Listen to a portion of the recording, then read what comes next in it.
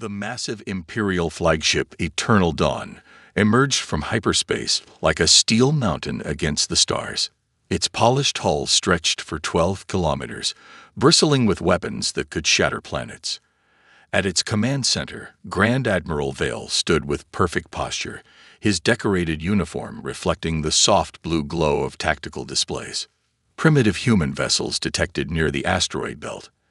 "Admiral," reported his sensor officer. "5 ships, approximately 400 meters each. They appear to be mining." Vale smiled. This would be his easiest conquest yet. Humanity had only recently been detected by Imperial scouts, and their addition to the Empire was long overdue. Every species needed to learn its place in the grand order of things. "Open communications," Vale commanded. "Let's show them the might they face." The human ships hung in space, looking small and vulnerable against the massive asteroid they were harvesting. Their vessels were blocky and functional, with various mining attachments extending from their hulls. Nothing like the sleek Imperial designs that had conquered 1,000 worlds. Inside the lead human vessel, Olympus, Admiral James Porter was enjoying his morning coffee when the communication alert chimed. He set down his favorite World's OKest Admiral mug and nodded to his communications officer. The holographic display sparked to life, showing the Imperial Admiral in all his decorated glory. Vale's voice boomed through the bridge, translated perfectly into English. "Attention, inferior human vessels. You face the might of the Eternal Empire. Your species has been deemed worthy of absorption into our grand civilization. Surrender immediately and prepare for inspection. Resistance will result in your immediate destruction. You have 5 minutes to comply." Porter took another sip of his coffee. He looked at his crew, who were trying very hard to keep straight faces. Some were already snickering behind their hands. His first officer had to turn away, shoulders shaking with suppressed laughter. Did they just try to threaten us with that museum piece?" Someone whispered, setting off more barely contained giggles. Porter cleared his throat and activated the response channel. "This is Admiral James Porter of the Earth Mining Federation vessel, Olympus. Hello there. I apologize, but could you repeat that? We want to make sure we recorded it properly for posterity." Vale frowned at the casual response. "You dare mock the Empire? Our weapons can reduce your ships to atoms." "Oh, I'm sure they can," Porter replied cheerfully. "Hey, is that a Mark 7 plasma array on your port side? Haven't seen one of those in a museum since I was a kid. Still in working order." "Impressive." The Imperial bridge fell silent. Vale's face turned an interesting shade of purple. You recognize our weapons?" "Oh, sure," Porter said, taking another sip of coffee. "Classic design. Very reliable for its time. We used something similar for industrial cutting about 70 years ago. Still great for asteroid mining, actually." The laughter on the human bridge was now impossible to contain. Even Porter was grinning broadly. The Empire's sensors couldn't detect the layers of quantum shielding around the human ships or the compressed singularity drives that powered them. They certainly couldn't detect the planet-cracking weapons hidden beneath civilian mining equipment. "You will regret this insolence," Vale thundered. "You have 3 minutes to surrender." Porter sighed, still smiling. "Look, we're a bit busy with this mining operation. Tell you what, why don't you shoot at us if it makes you feel better? Just try not to hit the asteroid. We've got a quota to fill." The Imperial translator must have malfunctioned. Surely no primitive species would dare. "Admiral Vale," his science officer interrupted, face pale. "I'm detecting some unusual readings from their ships. The energy signatures are impossible." Porter finished his coffee and stood up. "Well, if that's all, we really should get back to work. Feel free to stick around and watch if you'd like. We're about to test our new quantum extraction beam. Should be educational." The human crews returned to their work, occasional chuckles still echoing through their ship's halls. Behind them, the mighty Imperial flagship hung in space, its crew trying to understand how their greatest moment of conquest had somehow turned into an embarrassing first day of school. Sometimes, Porter thought, The best defense was a good sense of humor. The Imperial High Command's meeting room was silent except for the soft whir of holographic projectors. 12 of the most powerful beings in the galaxy watched the recording of their encounter with the human ships for the 10th time. "Play it again," ordered High Commander Marcus, his golden robes rustling as he leaned forward. "Focus on the human captain's reaction." The image showed Admiral Porter sipping coffee and smiling. "Oh, is that a Mark 7 plasma array? Haven't seen one of those in a museum since I was a kid." Marcus slammed his fist on the table. How do they even know what our weapons are?" In another part of space, humanity was having a very different meeting. Captain Robert Stone's casual response to the Empire had become the most watched video in human space. His memorable words, "nice like show, but we're trying to work here," had already been printed on thousands of t-shirts. "The memes are spreading faster than we can track them," reported Communications Director Lisa Brown, trying not to smile. "My favorite is the one where they put Imperial ships next to children's toy spaceships. The toys look more advanced." The Earth Defense Council chamber erupted in laughter. Holographic screens showed social media feeds filled with jokes about the Empire's scary weapons. Someone had even created a game where players had to pretend to be scared of obsolete technology. Back on the Imperial flagship, Vale's research team made a disturbing discovery. "Sir," a nervous analyst reported, "we found human entertainment broadcasts dating back 50 years. They're making fun of technology exactly like ours. They've been joking about these kinds of weapons since before they met us." Vale watched an ancient human science fiction show where the heroes easily defeated weapons just like his best cannons. Impossible. They must have spies in our empire. "That's the strange part, sir," the analyst continued. "We found no evidence of human spies. But we did find this." He played a recording from an old human space station. It showed Imperial scout ships passing nearby, completely unaware they were being watched. The humans on the station were eating popcorn and rating the Imperial ship's designs on a scale of 1 to 10. "The humans have been studying us for decades," Vale realized, his face growing pale, "while we thought we were discovering them. They were watching us like a nature documentary," the analyst finished. "There's a whole series called Galaxy's Funniest Military Blunders that's just recordings of our training exercises." Meanwhile, Lieutenant Emily West of Earth's diplomatic corps was preparing for her first official meeting with the Empire. She stood before a mirror, practicing. No, I can't smile that much," she told herself.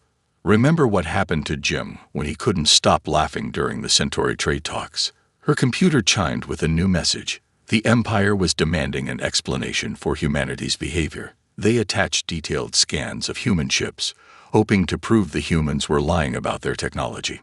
Emily read the scans and had to sit down, shoulders shaking with laughter. The Empire's best sensors had only detected the outer hull's recycling systems. They had completely missed the quantum engines, the dimensional shields, and the AI cores that ran every human ship. "Like checking a smartphone's capabilities by measuring its case," she muttered, wiping tears from her eyes. The Empire's psychological warfare experts were meeting in emergency session. Their best minds tried to understand why their threats had no effect on humans. "Perhaps they don't understand the concept of fear," one suggested. "Maybe their brains process danger differently," offered another. None of them considered the simple truth that humanity had moved so far beyond Imperial technology that their threats were like a child wielding a toy sword. As the Empire scrambled to understand their failure, Admiral Porter's coffee mug became the most popular design in human space. The words "World's Okayest Admiral" were now printed in 20 languages. The Empire was about to learn a valuable lesson. Never try to intimidate someone who's been laughing at you for years. Grand Admiral Vale stood on his bridge, his face set in grim determination. After 3 days of being laughed at by humans, he had finally received permission to demonstrate the Empire's ultimate weapon. "Prepare the Star Splitter," he commanded. "Let's see them laugh at our most powerful cannon." The massive weapon extended from the Eternal Dawn's bow, gathering energy from 3 suns. Lights dimmed across the Imperial fleet as power flowed into the giant barrel. This weapon had destroyed moons. It had shattered fleets. It would surely make the humans tremor in fear. On the human mining ship Olympus, Lieutenant Mary Cooper was eating lunch when her tablet chimed. "Hey, Admiral," she called out to Porter. "They're charging up the big gun. Want me to put it on the main screen?" "Sure," Porter replied, finishing his sandwich. "Anyone want to take bets on how long the charging sequence takes?" These old models were pretty slow.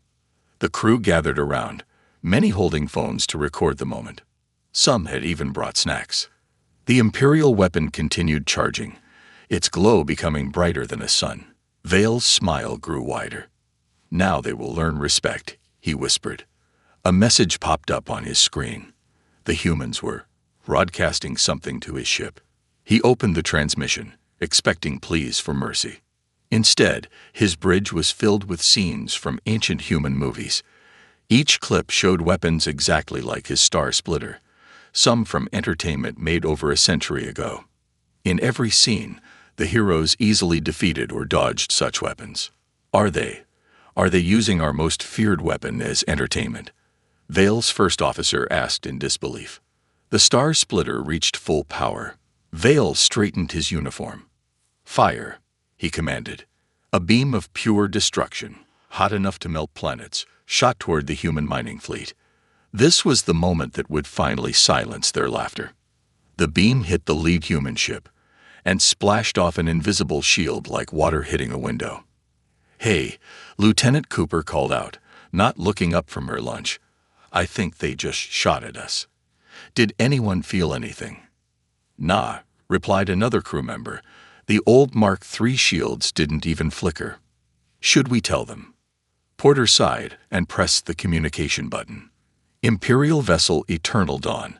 While we appreciate the light show, we must point out that firing weapons in an active mining zone violates Section 47B of the Basic Space Safety Code. I'm going to have to write you a citation." Vale stared at his sensors in shock.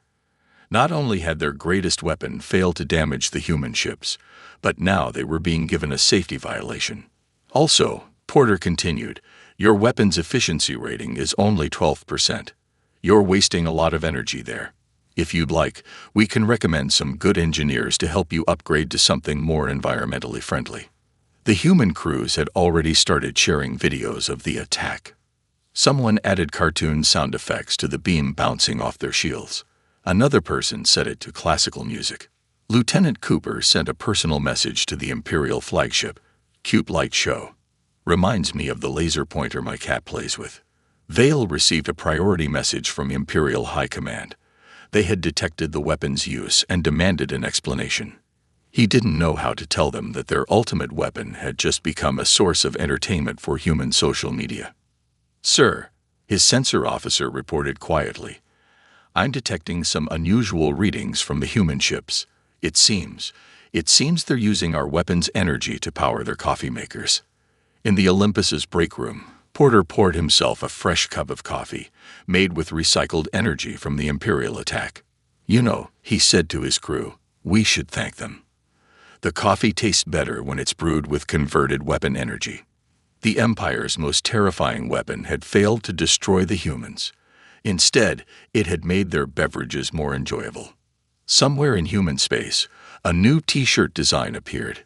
"The Empire shot first. And all I got was this perfectly brewed coffee." After the embarrassing failure of the Star Splitter, the Empire decided to try a different approach. They would scan the human vessels to find any weaknesses. Full spectrum analysis, Vale ordered, his pride still hurting from the coffee maker incident. "I want to know everything about these ships." The Empire's best scanning equipment activated, probing the human vessels with waves of energy. On the bridge of the Eternal Dawn, dozens of analysts waited for results.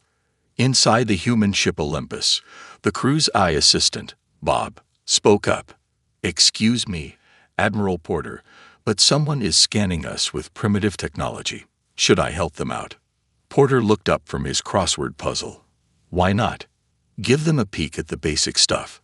No need to show them anything that might scare them." "Very well," Bob replied. "I'll let them see the recycling system and the backup coffee makers." The Imperial analysts stared at their screens in confusion. "Sir," one called out to Vale, "these readings can't be right. The human ships, they're bigger on the inside than the outside." Vale rushed to look at the data. The first scans showed normal ship compartments, but deeper scans revealed impossible spaces, rooms that shouldn't exist, and energy readings that made no sense. "What do you mean they have a quantum fold in their storage bay?" Vale demanded. "Exactly that, sir. Their cargo hold. It contains more space than physically possible. And there's something else." The analyst's voice trembled. "They're using our scan as a power source. They're charging their entertainment systems with it." On the Olympus, Lieutenant Cooper was watching an old Earth movie on a screen powered by the Imperial scans. "Thanks for the extra power," she sent in a message to the Imperial ship. "The resolution is much better now." Vale's day got worse when his science officer made another discovery. "Sir, remember how we thought their ships were primitive because of all the mining equipment?" "Yes," Vale replied, dreading the answer. "That's not mining equipment." "Well, it is, but it's also everything else. Each piece can transform into about 50 different things. They're using technology that makes our most advanced systems look like stone tools." The Empire's best scientists were called in to study the human ships. Each new discovery made them more uncomfortable. "How are they powering their engines?" one scientist asked. "Which ones?" another replied. "They seem to have 5 different drive systems. One of them is, apparently, running on laughter." "That can't be right." Porter received a message from Earth Command. "Stop letting them scan so deep. You're making them nervous." "Bob," Porter called out to the AI, "maybe dial it back a bit. Show them something simpler." "Too late," Bob replied cheerfully. "They just found the quantum ice cream maker. They seem very confused about how it creates infinite flavors." The Empire's scanning team was indeed baffled. Their best equipment showed human technology that seemed to break every law of physics they knew. Worse, the humans were using this incredible technology for things like making better ice cream and storing extra snacks. "Sir," Vale's first officer reported, "we've detected their defensive systems." "And?" Vale asked, clutching his chair. "They have 3 layers of shielding. The first layer is more advanced than anything we have. The second layer seems to be there just for show. And the third layer—" The officer paused. "The third layer appears to be made of pure mathematics. We don't know what that means." Meanwhile, the human crews were taking bets on how long it would take the Empire to find their actual weapons. So far, the Imperial scanners had completely missed the really interesting stuff, like the pocket universe in the engine room or the time loop in the waste disposal system. "Should we tell them about the dragons?" one crew member asked Porter. "Let's not," Porter replied, feeding a quantum biscuit to the ship's pet dragon, which existed in 7 dimensions at once. "They're still trying to understand how our coffee makers work. Besides, Bob is having too much fun showing them the decoy systems." The Empire had wanted to learn about human weaknesses. Instead, they were discovering that humanity had been playing with technology beyond their comprehension all along. Vale stared at the latest scan results and muttered, "How do they fit a water park in there?" After a week of failed scans and increasing confusion, the Empire finally requested a formal meeting with human representatives. They needed answers, even if those answers might hurt their pride. The meeting was set on a neutral space station. The Empire sent their finest diplomats, led by Ambassador Roy from their most prestigious diplomatic academy. Humanity sent Tom Wilson, a retired history teacher who now worked part-time as Earth's ambassador because he thought it would be fun. "Please," Ambassador Roy began, his voice stiff with formal dignity, "explain how your species achieved such advancement without our knowledge." Tom leaned back in his chair, sipping from a mug that read, "Galaxy's Most OK Ambassador." "Well, funny story, actually. We invented faster-than-light travel about 3,000 years ago." The Imperial diplomats stared at him. Ambassador Roy's mouth opened and closed several times before he could speak. That's impossible. The Empire has only existed for 800 years. "Oh, we know," Tom replied cheerfully. We watched you form. Quite interesting, really. My granddaughter did her middle school history project on your first expansion period. Got a B+. She would have gotten an A, but she forgot to mention your third emperor's favorite color. The imperial diplomats looked like they might faint. One was frantically checking historical records on his tablet. You see, Tom continued, pulling out an ancient paper book, we decided to stay quiet and observe after our first few contacts with alien life. Fascinating stuff. Watching civilizations develop. We have a whole department of galactic anthropology now. He opened the book, showing them photographs of imperial ships from centuries ago. Look, here's your first attempt at a star cruiser. Very creative design for beginners. We all thought the purple stripes were a nice touch. Ambassador Roy's face had turned an interesting shade of green. You've been watching us. All this time. Oh yes, Tom nodded. We have a tourist spot on Europa where people can watch imperial ships pass by. The gift shop does quite well. The plush toys of your warships are especially popular with children. The truth hit the imperial delegation like a quantum brick. Humanity hadn't just achieved technological superiority. They had been so far advanced that they treated the empire like an interesting historical curiosity. But what about the threats out there? Ambassador Roy sputtered. The cosmic horrors. The space monsters. We protect the galaxy from them. Tom's smile became a bit gentler. About that. Those space monsters you occasionally fight. They're actually the ones we let through. The small ones. The cute ones. Like keeping a manageable number of mice to help train cats. He pulled up a holographic display showing creatures that made the Empire's worst nightmares look like puppies. These are the ones we deal with. We call this fellow Bob. He tries to eat reality every few centuries. Nice chap once you get to know him, though. Plays excellent chess. The Imperial diplomats watched in horror as Tom showed them footage of humanity casually containing threats that could swallow solar systems. So you see, Tom explained, pulling out a cookie jar from seemingly nowhere. We're not laughing at you because we're mean. We're laughing because it's like watching our own ancient history. Cookie. He offered the jar around. They're baked in a quantum oven. Each one tastes like your favorite flavor. One brave imperial diplomat took a cookie. His eyes widened as he tasted it. It tastes like my mother's cooking from when I was a child. Neat, right? Tom grinned. Simple application of probability manipulation and memory extraction. We figured that out back when we were first learning to make toast in higher dimensions. As the meeting concluded, Ambassador Roy had one last question. Why reveal all this now? Tom stood up, straightening his "Just Here for the Snacks" t-shirt.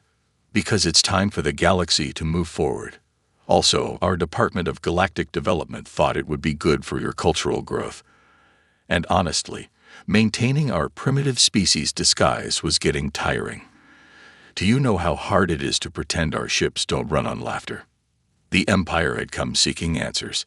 Instead, they found out they were living in humanity's galaxy aquarium. And the fish had just learned to talk back. 3 days after the truth about humanity was revealed, the Imperial High Council called an emergency meeting.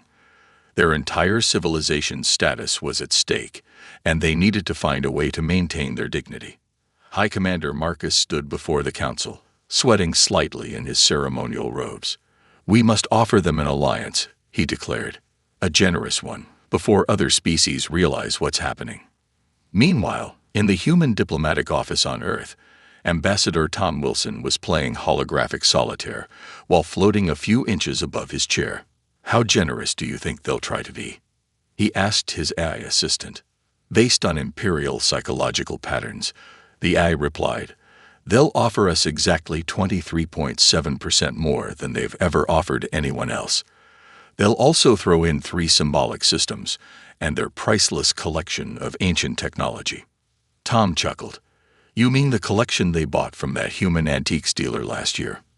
The one full of old toasters and microwave ovens? The same one, the AI confirmed. They still haven't figured out why the sacred relics have defrost settings.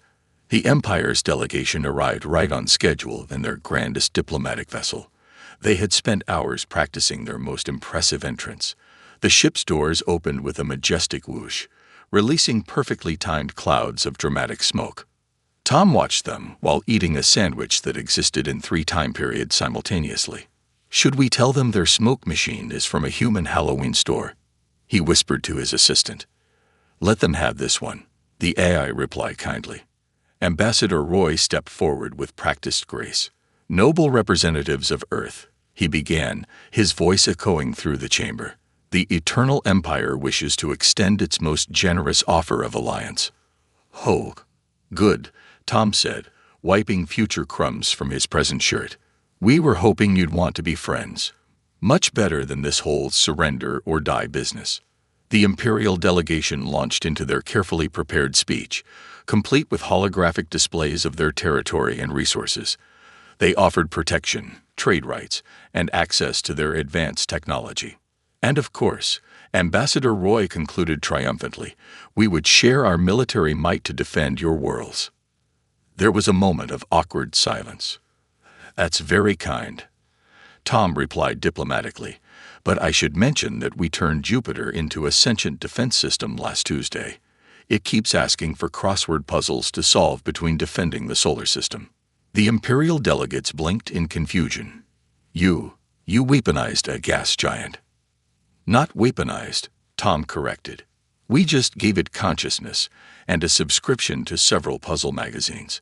It gets bored otherwise." "Nice fellow, really. Tells terrible dad jokes, though." Before the Empire could respond, messages started pouring in from across the galaxy. Other species had learned about humanity's true status. The Zorb Confederation wanted protection. The linked worlds sought technology trading. The crystal mines requested human teachers. Ambassador Roy watched his carefully prepared offer crumble as more and more civilizations turned to Earth for leadership instead of the Empire. "Don't worry," Tom said kindly, seeing their distress. "We've actually prepared our own alliance offer." He pulled out a document that unfolded into impossible shapes. "Pretty simple stuff, really. You keep managing your local sector, we help upgrade your technology, and everyone gets access to our ice cream makers." That's it," Ambassador Roy asked suspiciously. "No demands for surrender. No humiliating conditions." "Well," Tom admitted, "we did include a requirement for your ships to have better coffee machines. The ones you're using now are practically medieval. Also, Jupiter insists that everyone subscribe to at least one puzzle magazine." The Empire's representatives huddled together, whispering frantically. Their choices were clear. Accept humanity's surprisingly reasonable offer, or become irrelevant as the rest of the galaxy rushed to ally with Earth. "We accept," Ambassador Roy said finally, trying to maintain his dignity. "Excellent," Tom beamed. "Let's celebrate. Would anyone like a cookie? They're baked in a pocket dimension where calories don't exist." As the Imperial diplomats cautiously tried the impossible cookies, they realized something important. Being friends with humanity might be strange, but it was definitely going to be interesting. And delicious. 6 months after the Empire signed humanity's alliance treaty, the galaxy had become a very different place. Change was everywhere, especially in the former Imperial capital, where a human tech support office had become the busiest building in the city. "No, Your Highness," explained Mike from tech support to a frustrated Imperial governor, "you can't feed your quantum computer after midnight. That's why it started singing opera." He paused, listening. "Yes, I know the opera is quite good, but that's not what the computer is for." Across the galaxy, scenes of cultural exchange were playing out in unexpected ways. On a former Imperial warship, Captain Jane Baker was teaching the crew how to upgrade their engines. "And this," she said, holding up what looked like a small teacup, "is a basic infinite energy core. It runs on happy thoughts and cat videos." "But that's impossible," protested an Imperial engineer. "Impossible," Jane laughed. "We figured this out before we invented shoes that tie themselves. Which, by the way, took us embarrassingly long. Sometimes the simple things are the hardest." In Earth's primary school classrooms, children were now taking basic galactic history. Today's lesson was about the Empire's first contact with humanity. And that's why we have Bring Your Imperial Friend to School Day. A teacher explained to her class, "Remember, kids, don't make fun of their old technology. They're learning." The Empire's former military headquarters had been converted into a museum. The infamous Star-Splitter weapon was now a popular exhibit, right next to humanity's first faster-than-light coffee maker. The placard read, "Both these devices run on similar principles. One destroys planets, the other makes a perfect latte. Guess which one we considered more important to develop?" Admiral Porter, now retired, sat in his garden watching Imperial ships learning to navigate Earth's solar system. Jupiter, now fully sentient, and a crossword puzzle champion, kept giving them directions. A little to the left. Jupiter's huge voice boomed across space. "No, your other left. Look, just follow the helpful dolphins I created from hydrogen." Yes, those glowing ones. The Empire scientists were having the time of their lives. Humanity had opened thousands of research centers where they could learn about advanced technology. The only rule was that everyone had to take regular breaks for ice cream and jokes. "Today," announced Dr. Smith at the Galactic Science Academy, "we'll learn why time is actually more like a bowl of spaghetti than a straight line. But first, who wants to see a cat that exists in all dimensions at once?" Even the Imperial High Command had changed. Their once serious meeting room now had a casual Friday policy and a quantum vending machine that could produce any snack from any point in history. "Your reports are late," High Commander Marcus told his officers, "but I'll accept them yesterday." He paused. "That's not a figure of speech anymore. Just use the temporal mailbox in the lobby." Ambassador Tom Wilson, still working part-time because he found it amusing, received a message from the Imperial Council. They had finally finished reading humanity's complete technological database. Did they understand it? He asked his AI assistant. "They got through the introduction to the introduction," the AI replied. "They're very excited about learning there's more than 3 dimensions, though they're a bit worried about the part where we mentioned that numbers have feelings." The galaxy was changing, growing, and learning. Former Imperial citizens discovered that life was much more fun when you didn't take yourself too seriously. Other species found that humanity's way of mixing advanced science with simple pleasures made the universe a more interesting place. And somewhere in deep space, Vale, the former Grand Admiral who had first encountered human ships, was enjoying his retirement. He sat in his garden, drinking coffee from a quantum-powered maker, watching his grandchildren play with a pet dragon that humanity had given them as a peace gift. "You know," he said to the dragon, which existed in 7 dimensions, and loved playing fetch, "I'm glad we didn't succeed in conquering them." "This is much better." The dragon agreed, then asked if he wanted to play interdimensional chess. Vale smiled. Life in humanity's galaxy was strange, but it was never boring. And the coffee was excellent.